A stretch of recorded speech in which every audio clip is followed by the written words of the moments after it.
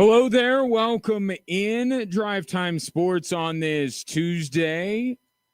Very much appreciate you tuning in, whether it's on your radio, online, or through the Extra Sports 1300 app, or if you're watching on Facebook, Twitter, Instagram, YouTube at XTRA Sports 1300. If you'd like to up your level of participation, you can always text into the show at 719-247-1313. Or if you're watching on social media, you can always just comment right there.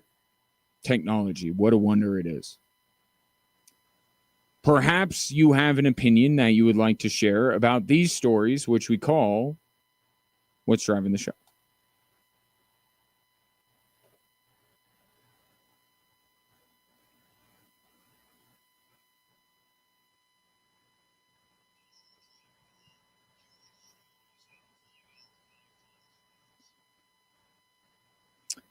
All right, story number one.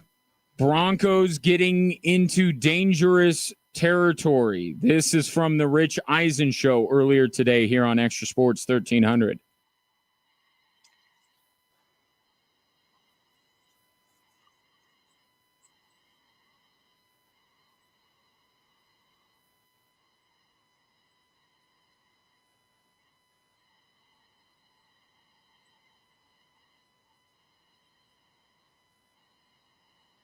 That was Rich Eisen in a conversation he had with Albert Breer, who then proceeded to talk about why he is one of those that is talking about the Denver Broncos. And over the last few days, everyone associated with the NFL is talking about the Denver Broncos, and very few of them are saying the Broncos aren't going to be that good. And so why I say this team is entering a very dangerous area is they are in danger of becoming the darling of the NFL offseason. They are on the verge of becoming the most hyped team in the National Football League. And historically, that does not end well for those teams. Got a whole list of them. Some of the greatest hits: 2016 Arizona Cardinals, 2017 Raiders, 2019 Cleveland Browns, 2020 Dallas Cowboys, 2022 Denver Broncos. Teams that so many fell in love with because of what they were the year before, but certainly not what they were 2 years before, which is important.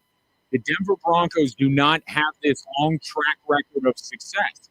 If you're going to hype the Eagles, you're going to hype the Chiefs, you're going to hype the Ravens or the Bills, that won't get you clicks, and nobody will think that's a hot take because those teams have been very good for a while now. The classification that the Broncos are in is they were bad, they overachieved 1 year, and now everybody's jumping on the bandwagon. That's what's going on right now with the Denver Broncos. And those flames are being stoked by Sean Payton, who talks to many of these national people and has said that this team is capable of winning the Super Bowl. But that list I just mentioned, and there are many more on it. Remember the Eagles' dream team? Vince Young, Nnamdi Asomugha. You don't want to be that team. You don't want to be that team that everyone is jumping on the bandwagon and hyping up. Because generally, as a populace, we are a year early. If we're even got it right at all. If we even get it right at all. We're usually a year early. We're so eager to jump on the bandwagon, to hype up a team, to be the first to say I knew that team was going to be good. And what usually ends up happening, the team that is most hyped without a real track record of success becomes, at the end of the season, the most overhyped team. And we wonder why in the world were we buying into that team to the level that we were. And I'll tell you what usually is the downfall of all of these teams. Quarterback. It's usually the quarterback. We get behind a quarterback with some, a lot of pieces around him, much like Bo Nix has now. More on the defensive side than the offensive side, but he has Sean Payton by his side, right? It's not that he needs a ton of different weapons. He has Sean Payton, the ultimate weapon. But it's almost always the quarterback that they aren't what we're making them out to be. So then the team is not what we make them out to be. If you think that the Broncos can be about as good as they were last year, I'm not talking to you.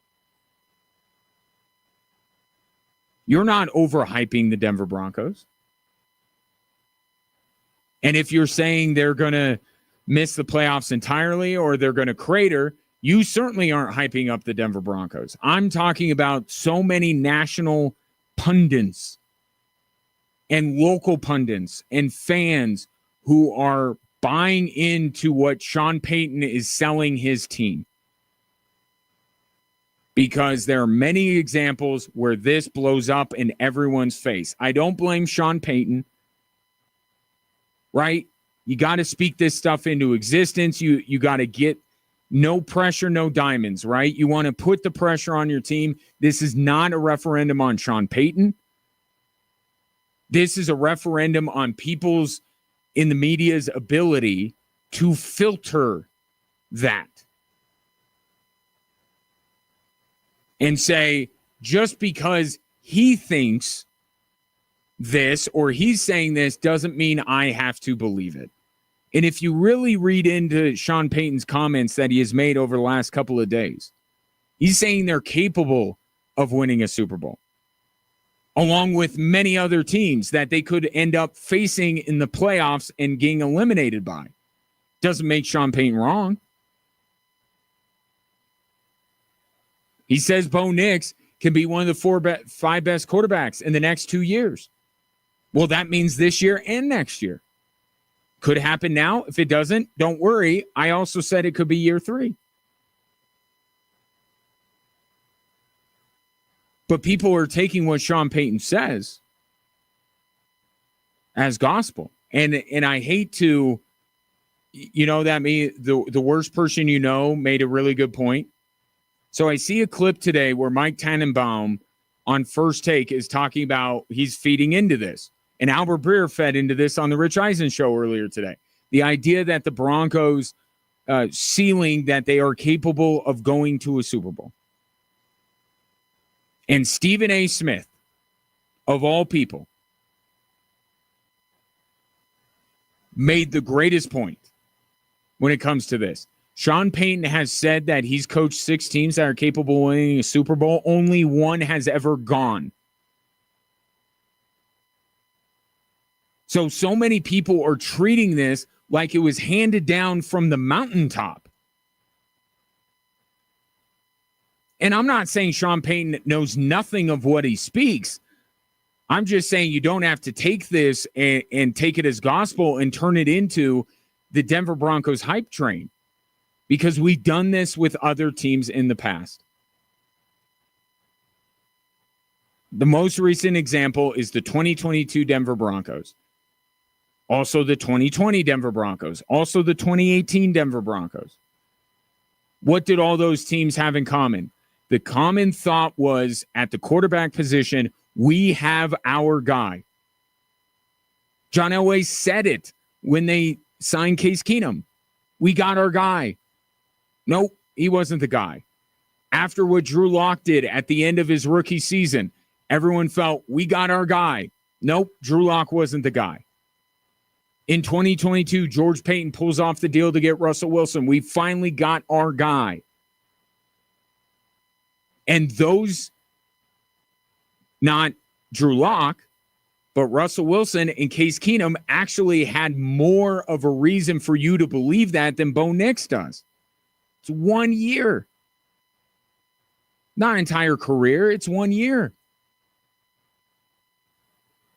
And this isn't me trying to tamp down optimism. You want to be optimistic? Be optimistic. This team is in a good spot. They got a really good roster, really good coach. Bo Nix has given you no reason through 1 year to think that he's going to be an abject failure. But there's a difference between being optimistic and feeding this hype beast, because we do that with other teams and it ends up backfiring. And the Broncos are getting to that point right now where they are so overhyped that you have to look at it and be like, no, can't be. This many people in the national media whose goal it is to be entertaining and not necessarily right all the time, they're all agreeing on something. You got to look at this with a critical eye and say, okay, maybe I want to back off just a little bit. Still optimistic, still feel good about it, looking forward to the season. Maybe, just maybe, I'll listen to the blowhard that I'm listening to right now and say, put more of your stock in year 3. Story number 2. Also quarterback related, of course. We are obsessed with quarterbacks. Shedeur Sanders will start the Browns preseason opener against the Carolina Panthers. The guy who is listed as 4th on the depth chart. The guy who just had more competition added to his quarterback room with the Browns signing of Tyler Huntley. I have no earthly idea what they are doing in Cleveland. And here's the thing. I don't think they know what they're doing. I think they have some good ideas, right? I think for any rookie, especially one that comes in with the celebrity status, maybe a little entitled, maybe an inflated ego in Shedeur Sanders, like keep him low on the depth chart, make him run with the 2s, the 3s, the 4s. Like, I don't think that the Browns are missing on everything here. They have some good ideas. Their problem is they just pile on top of it really bad ideas. Like bringing in a 5th quarterback when they are trying to figure out between 4 who they should start. You're burying Shedeur Sanders on the depth chart, but yet you're saying he's going to start a preseason game, which obviously people are going to read into. That is a significant thing that you are doing with Shedeur Sanders. Why wouldn't it be Kenny Pickett? He's the backup. Why wouldn't it be Dylan Gabriel? You have him higher on the depth chart as a rookie, and they're the same stage in their career. They're just making this more convoluted than it needs to be. I understand some of the utility in having competition and some of the utility of trying to tamp down expectations and stuff when it comes to Shedeur Sanders. But it almost feels to me like they're going above and beyond. They're like, we got to do more. Like people in Cleveland are still excited about Shedeur Sanders. We got to do more. We got to bring in Tyler Huntley. We got to sit Shedeur Sanders out because his arm is tired. But then they turn around and go, actually, no, he's going to start a preseason game. And I think what this is their true intentions do actually come out if you're paying attention. I do think this is significant that he is starting the preseason opener. Because this idea that the Browns don't like him, that nobody wanted to draft him, all of this stuff. And then when it comes time to open the preseason, a lot of people looking forward to seeing who's going to start, and it's Shedeur. The Browns like Shedeur more than they want you to believe they do. Is that all of this really necessary? No. They could just do a normal quarterback competition. But then again, they could have just left it at drafting Dillon Gabriel. Or they could have just drafted Shedeur when they drafted Dillon Gabriel and not drafted another rookie. Or if, I'm sure Browns fans, you lay awake at night thinking about this, they could have just stuck with Baker Mayfield. And wouldn't have to deal with all of this stuff. I haven't even mentioned Deshaun Watson. But that's the latest out of Cleveland. Let's come back to Denver. Probably should have done these in a different order. It's okay. We'll get to all three. Here's Sean Payton with story number 3. We try to pick up some of these joint practices to supplement what we had before, to try to get those reps. And like I said, it won't be long before it's 2. And so then it falls on us to, we have to evaluate them. And I think, again, it gets back to practicing with other teams. So that's the plan, or the importance of joint practices. And the Broncos will have one with the 49ers before their game on Saturday. He also said that the starters will play on Saturday. How long? You better be at your TV right at kickoff. That's all I'm saying. They're not going to be in for long. The Drew Goodman line. Take a good look at Bo Nix. You won't see him for long.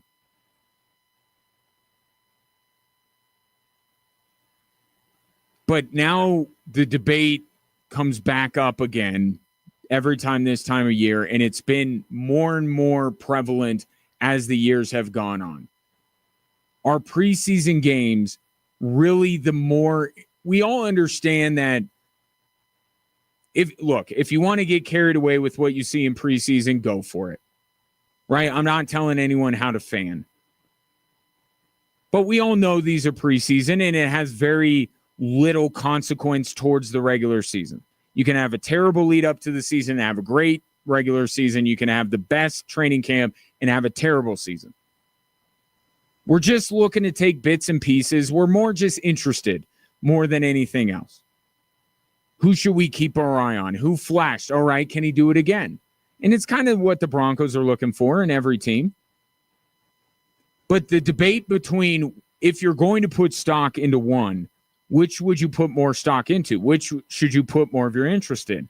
And as teams are more reticent to play their best players in preseason, as to Sean Payton's point, preseason games get eliminated. More and more, it makes it that really it's the joint practices. That if you want to put more stock into something, or if there's something more worthy of stock being put in it, it would probably be the joint practice. But the problem is the preseason games are still on the big stage. And I wonder how long that's going to last. This new ESPN NFL endeavor, I got to imagine there's going to be some changes being made as ESPN has more of an influence on how the NFL is presented. And maybe with some of the folks at NFL Network, they influence ESPN. But I wonder if we get to a point where at the very least, you essentially have 2 broadcasts of your team any given week during the preseason. The joint practice on a Wednesday and the game on a Saturday. Days vary, but the joint practice and then the preseason game. Because they're not going to lose the preseason game. They're still going to put that on TV. But how long until somebody cracks the code of how to present the joint practice as a television product? Because right now there's a lot of, because it's not a normal game flow. So it's very difficult for people to follow. It is a practice. And usually anything else that resembles a practice that is actually broadcast, you have commentators just straight talking over it the entire time. They're not really talking about what's going on. It's more, oh, look, there's RJ Harvey. Remember when RJ Harvey was at UC? And they're just kind of talking. They're not actually talking about what's going on because personnel is going to change. Situations are going to change. They're going to move to one part of the field, then the next part of the field. Very difficult to follow. But if joint practices start to get more and more important as the preseason games get less and less important, you wonder where's the point where television says, we want the joint practices. I got to imagine it's soon. And as far as this week is concerned, I think the joint practices are more interesting to me, but I haven't completely lost the interest in the preseason games because I feel like the depth of every team and their roster bubble, which I still am interested in, that's where that really comes through. Right? That's where you say, where you find the guy that was an undrafted rookie free agent. And you're like, oh, that guy's interesting, especially with Denver, right? Because they've had this run of having undrafted free agents contribute. So I have interest in both, but my interest level has gone up as it has for many people with the joint practices. Give me more content from that. And I'll still watch the preseason game on Saturday. 719-247-1313. Take your thoughts on the three stories that are driving the show. More Drive Time Sports after this.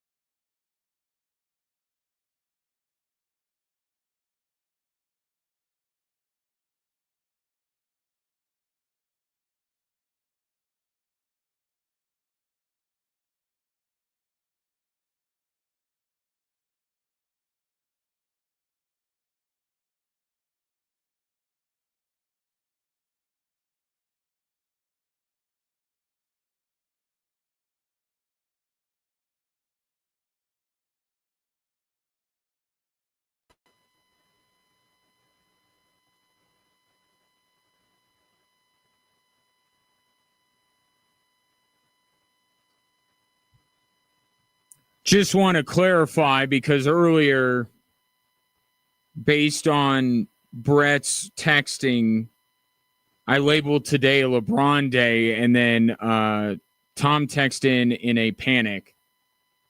Said today is a LeBron day. How horrible, just a day's worth of flopping and crying. I don't know. Some who listen to this show will say that that's pretty much what every day is, whether I talk about LeBron or not. Me flopping and crying, which some days I don't think that's totally. I don't know what the. On certain days, I do feel like I'm emoting a little bit more than normal on things. No, today is not actually LeBron Day. It's LeBron Day for Brett, where he sends me a series of text messages based on LeBron. And even though he's presenting them in a positive way, he's actually, poking fun at the whole idea that LeBron is the center of the sports universe. Although that's becoming more difficult for him. You notice that? Now he's having to do it just to get attention. Like before, part of the stuff with LeBron is like, why are you doing this? You don't need to do this. You're the face of the league. You're the best player in the league. You don't need to fight for attention. We'll still talk about you. When you move to LA, we'll talk about you. Best player of your generation on one of the premier franchises in the league. Yeah, we'll talk about you. So he did all of this stuff, and it's like, why? Why are you doing this? Now I can kind of see the utility because now he's the older brother, and the Lakers have brought home baby Luka. And he's like, wait a minute. What about me? Now he actually has to do stuff to get attention because everyone is so fixated on Luka.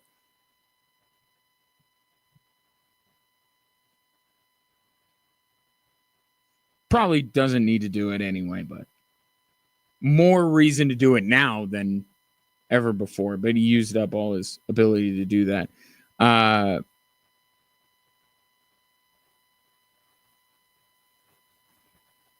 So talked about Shedeur Sanders earlier, and basically my big takeaway is I fear for him. He's one of those quarterbacks that I feel like we're going to be in a situation in a few years where we're discussing why Shedeur Sanders didn't work at the NFL level, and I will bring up the fact that there were 4 other quarterbacks in training camp with him.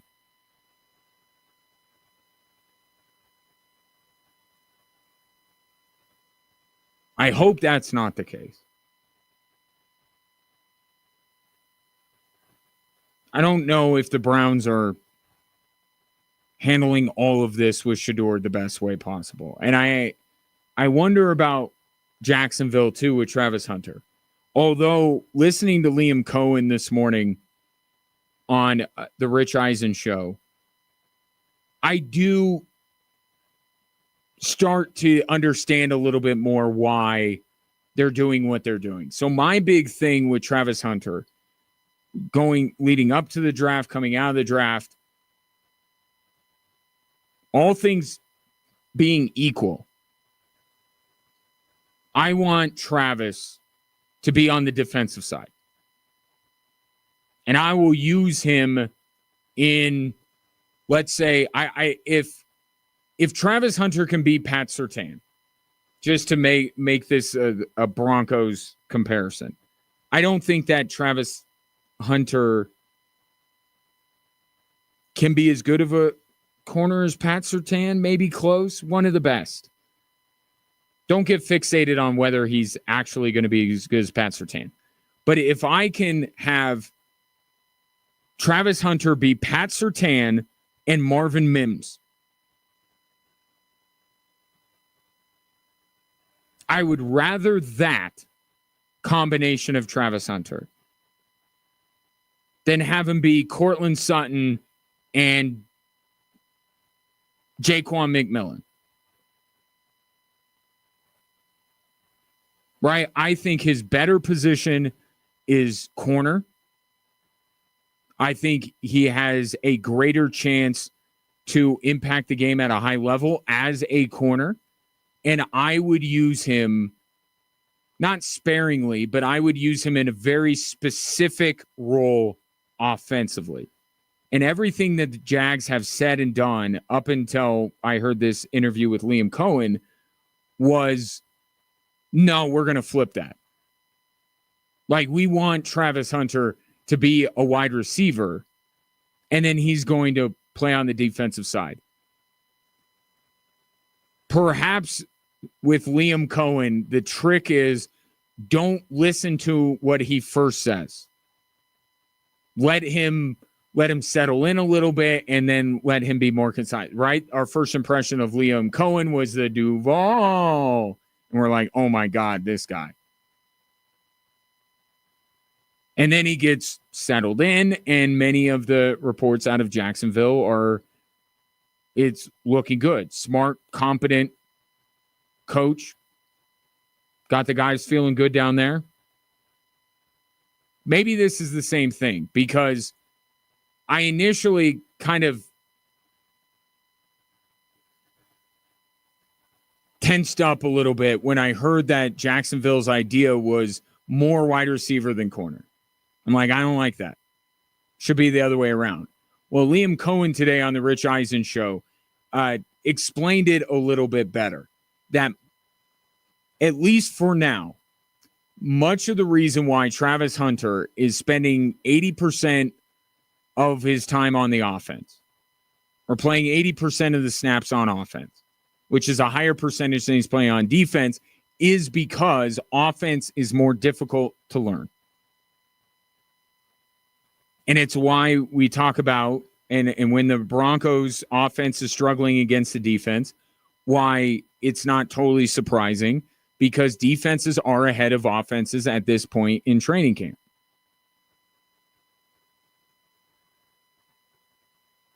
So part of that is there's so much more learning that goes on the offensive side of the ball. So Liam Cohen saying we need him to spend more time on offense because he needs to learn more. So it's like, okay, that makes a little bit more sense. But I still think that Jacksonville sees him as more a receiver than a corner. And I give them credit that they're fully embracing the idea that Travis can do both. You know, in a world with Shohei Ohtani, like, let's not put a ceiling on Travis Hunter before he actually shows what he's capable of at the NFL level. So I'm glad that the Jags are embracing this two-way player.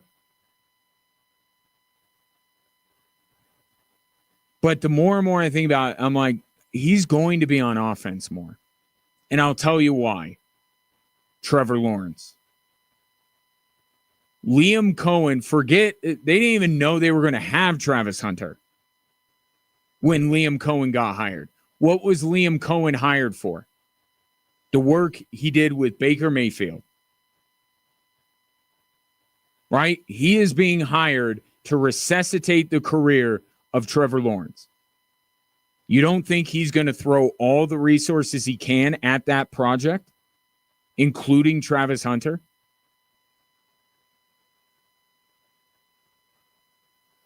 I think Travis Hunter profiles best as a number one corner and a somewhat specialized wide receiver at the NFL level.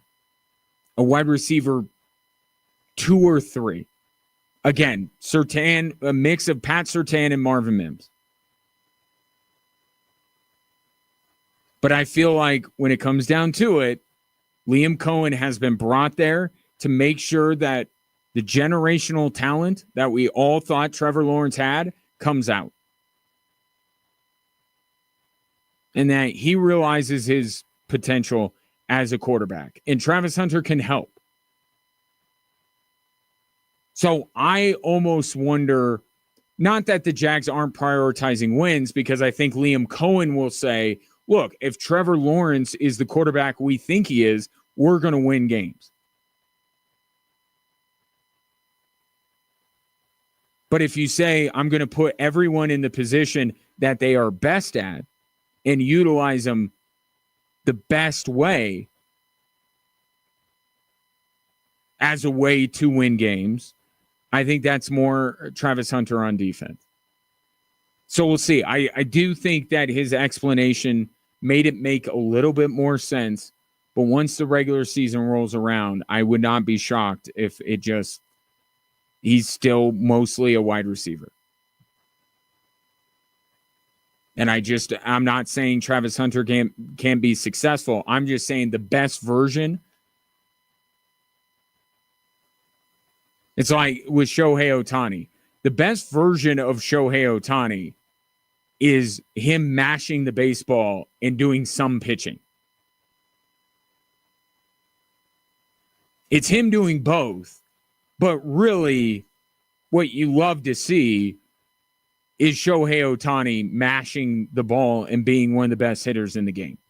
And if you can get a really good pitcher at the same time, that's great. But the best thing Shohei Ohtani does is hit the baseball. The best thing Travis Hunter does is cover wide receivers, is play corner. And if it were me, my preference is for him to do that. But I do understand that there is a highly compensated football player on the other side of the ball that the Jags absolutely have to fix.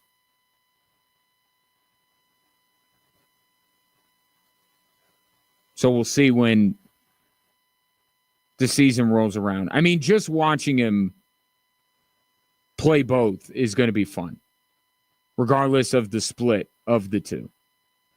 But we'll see what that split is when it's for real in about a month's time. 719-247-1313. One last break. Come back and wrap up the show after this.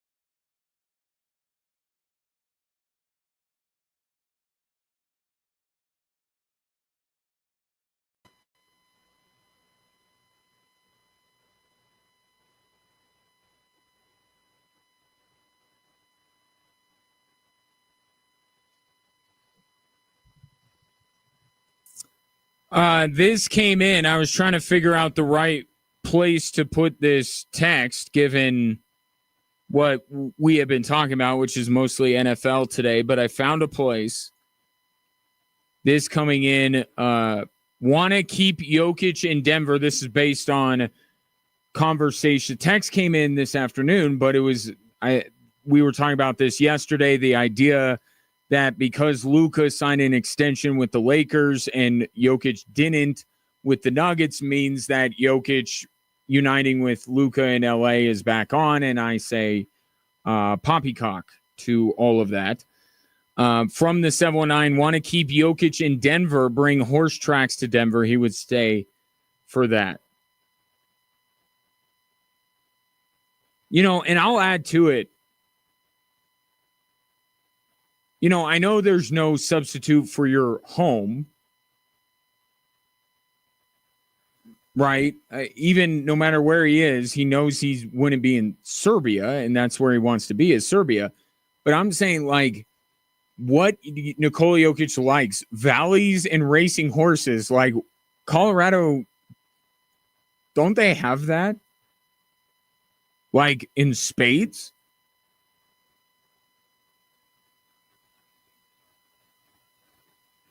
I was born and raised east of here. That's all there is along Highway 24.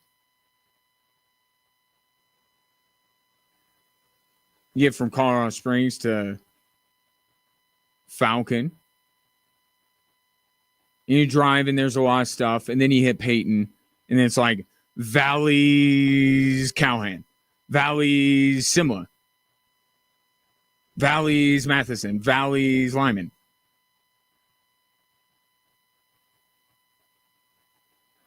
Like, we can get, if Nikola Jokic told DeMarcus Cousins he wants to just go lay in his valley, we have so many valleys here. Like, Jokic needs to get out of the Denver metro, because the same thing if he's going east on I-70. It's like, yeah, once you get past, like, Watkins, Bennett,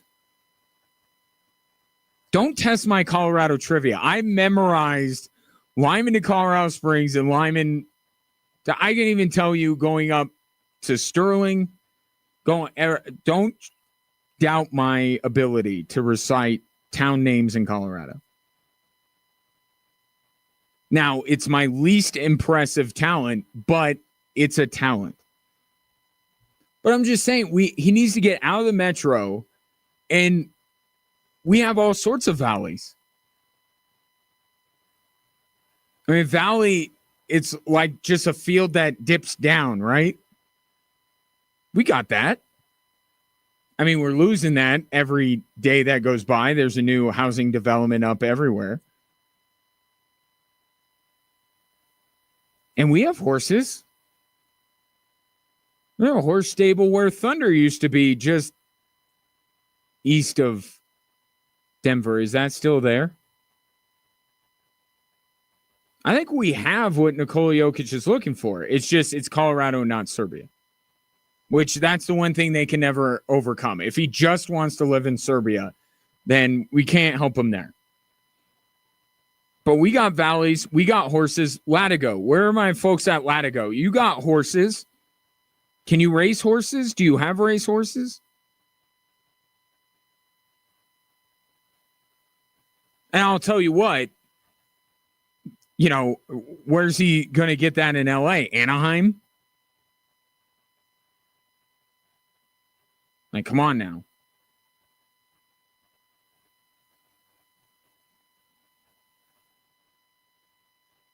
Nuggets should set him up with a parcel of land.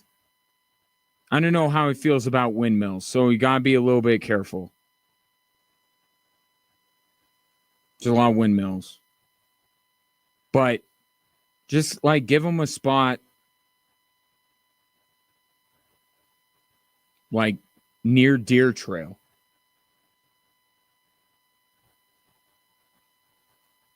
I mean, and if you're driving I-70 to Denver, nothing's going on with the old Greyhound track.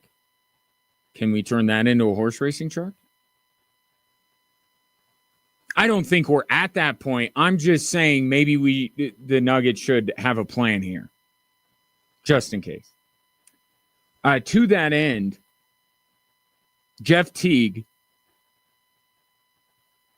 who has a podcast because every NBA and WNBA player has a podcast, said, but actually he's very good. The stories that he tells are actually very good.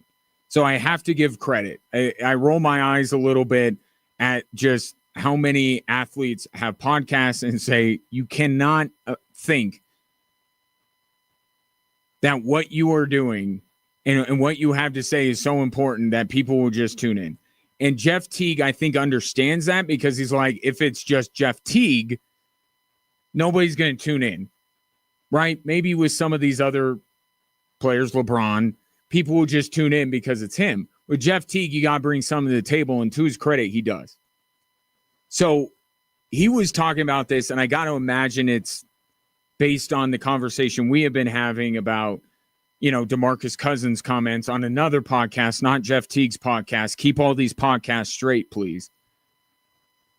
But he said that he actually thinks that no European players care that much about winning because they don't live in the United States.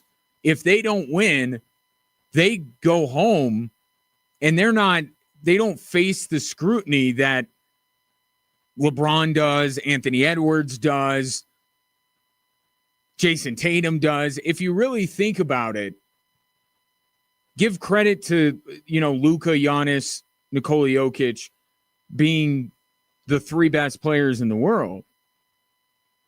But they also do escape some of that criticism and we just take it and we fire it at every American basketball player we can find. Almost like we know that the European players won't hear it because they're half a world away. And we just want to know that we're criticizing LeBron or Jason Tatum or one of these, or Anthony Edwards, and we're doing it when theoretically they can hear us. They're not listening to us, but theoretically they could because they are in the United States. And I kind of see, I think it's a little bit overblown, a little bit exaggerated, but I could understand why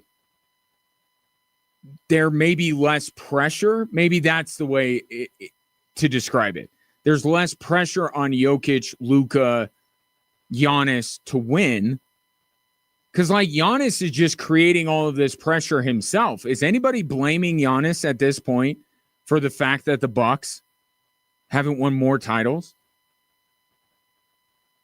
Did anyone lay in really any blame at the feet of Nikola Jokic for the Nuggets bowing out in the playoffs?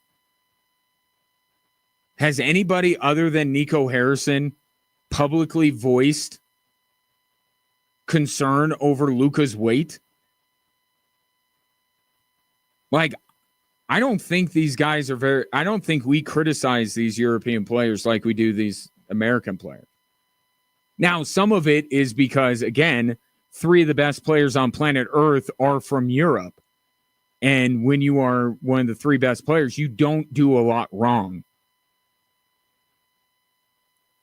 But, man, we really let these American basketball players have it. I have noticed that dynamic.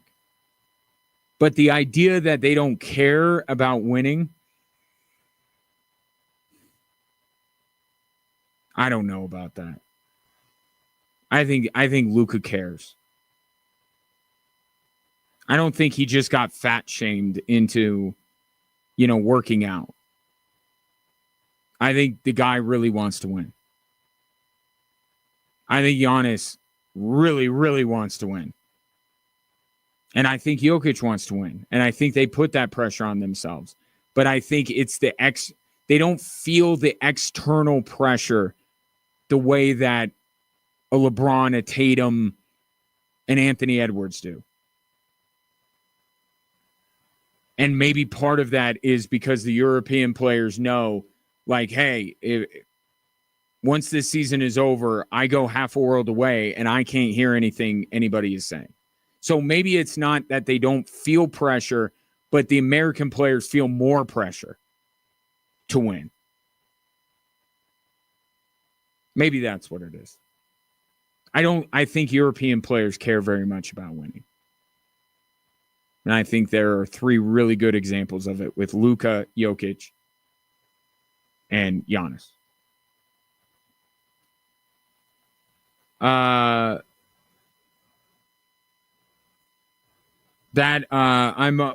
me get in this text. Albert says, Latigo checking in. I've got room for a couple more horses if the Joker wants a stall or 2. There we go. Now, can you race? Do you have a track there? I'm not familiar. So we got the storage of the horses. Now we just need a place for them to run.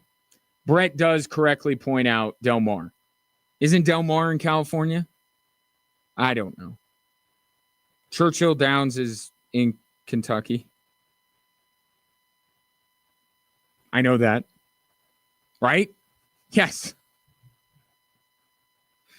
I think I need to be done for today.